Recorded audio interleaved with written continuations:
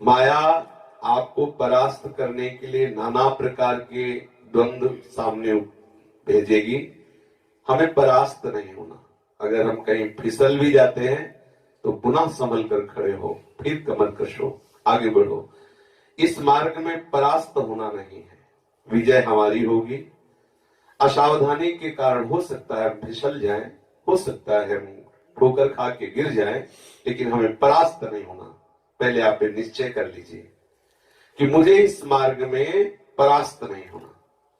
काम, क्रोध, लोभ, मोह, मद, मत्सर ये हमें बार बार गिराने की चेष्टा करेंगे। चूक हो सकती है, अनंत जन्मों से फिसलते आए, हो सकता है हम फिसल जाएं, पर फिर हमें निराश नहीं होना। हमारे मार्ग में निराशा इस विषय में नहीं होनी चाहिए कि पर अब मुझे भगवत प्राप्ति कैसे हो सकती है, ये निराशा नहीं होनी चाहिए। यहाँ आशा बंधम, हमारे हृदय में दृढ़ आशाएं होनी चाहिए। आशा बंधा, हमारे हृदय में दृढ़ता पूर्वक ये भाव बैठ जाना चाहिए कि अब तो निश्चित मुझे भगवत प्राप्ति हो जाएगी। क्योंकि अगर प्रभु को अपना साक्षात्कार ना कराना होता तो मुझे क्यों घसीटते, संसार में मैं फंसा हुआ था। आज भी भोगों के प्रति लालसा है, पर मुझे कहीं ना कहीं प्रभु घसीट रहे हैं। जब वो घसीट रहे तो इतने निर्बल नहीं कि मुझे बीच में छोड़ देंगे। हमें निराश नहीं होना, ये हम आपको हृदय की बात बता रहे हैं। इस मार्ग के पथिक के जीवन में ऐसी भी परिस्थितियां आती है कि उसे अपने इष्ट पर अविश्वास होने लगता है, उसे अपने साधन पर अविश्वास होने लगता है। इतना समय हो गया, वही अंदर दुर्वासना, वही आकर्षण, कहाँ है हरि, नहीं बचा पाया मेरे को, ऐसा भी आ सकता है। ऐसी भी परिस्थिति आ सकती है, घबराना नहीं। ये माया की चाल है, ना होने पर भी आपको ऐसा अनुभव करा रही है। हरि के प्रति, उपासना के प्रति, गुरु मंत्र के प्रति 1000 बार गिरने पर भी अश्रद्धा न होने पाए, इतना आप ध्यान रखना। ये माया आपको ऐसे परास्त करने की बहुत से अवसर लाएगी सामने, जहां ये हृदय की बात कह रहा हूं। ऐसी परिस्थितियां जो सच्चे साधक को जान रहे होंगे, ऐसी परिस्थिति आती है कि उसे अपने आराध्य पर गुस्सा आता है कि हम आपके सहारे इतना समय, या फिर क्यों? क्योंकि लड़े तो किससे लड़े। और यहां सुनने में तो एकदम उतावलापन आया, भगवत प्राप्ति ऐसे हो गई, और जब कदम बढ़ाओ तो ओठ सूख जाते, हृदय जलता रहता है, और जाने कैसे कैसे हो सामने ऐसे दाने चारे फेंके जाते हैं कि पंछी फंसी जाए जाल में। फिर उपासक को दृढ़ता पूर्वक निर्वाह करना होगा। इसमें विश्वास, तभी लिखा बिन विश्वास भगति नहीं, बहुत दृढ़ विश्वास रखना। कुछ बातें ऐसी होती हैं जो पढ़ के भूली जाती है, कुछ बातें होती है जो हृदय की भूली जाती है। कई ऐसी जगह, कई ऐसी घाटियां आती हैं जहां खड़े होने पर अपनी उपासना पर संशय खड़ा होता है, अपने आराध्य पर संशय। ऐसा कैसे, ऐसा कैसे? अब अगर वहां आप सावधान नहीं है तो यही चाह रहे थे। ये प्रकृति के जो यंत्र बने हुए मन, बुद्धि और ज्ञानेंद्रियां हैं, ये यही चाह रहे थे कि आपको शुद्ध मार्ग पर अश्रद्धा हो जाए, फिर वो आपको रौंदेंगे। इसलिए कभी भी किसी भी परिस्थिति में पहली बात ये ध्यान रखें कि अब आपका नाश नहीं हो सकता। आप गिर सकते हैं, आप ठोकर खा के लड़खड़ा सकते हैं, लेकिन संभालने वाले हरि हैं। आप अपना कमर पुनः कसिए और आगे बढ़िए, तो आप इन द्वंद्वों पर विजय प्राप्त करके भगवत साक्षात्कार की योग्यता इसी जन्म में प्राप्त कर लेंगे।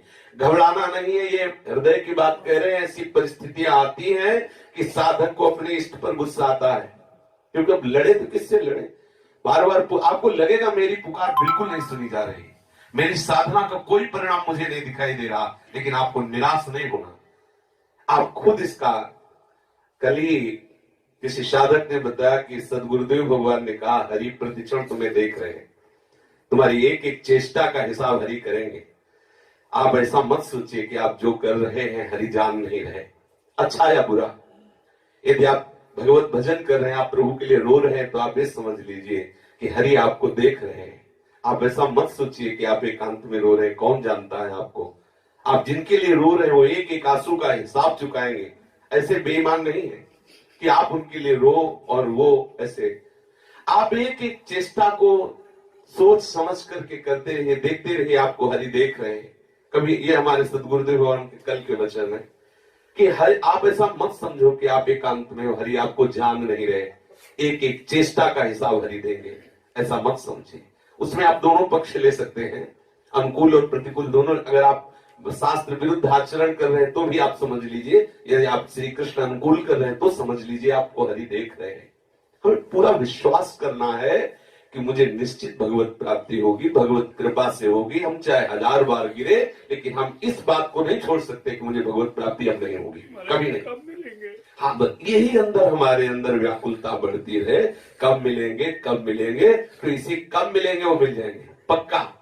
ये इतनी व्याकुलता बढ़ती जाए कि जब शरीर सुख, संसार के सुख अच्छे न लगने, वो करते रहेंगे। डॉक्टर है, बहुत बढ़िया डॉक्टर है, पक्की बात समझ लो, ईमानदारी से वो हमारा हित करने में लग गए हैं।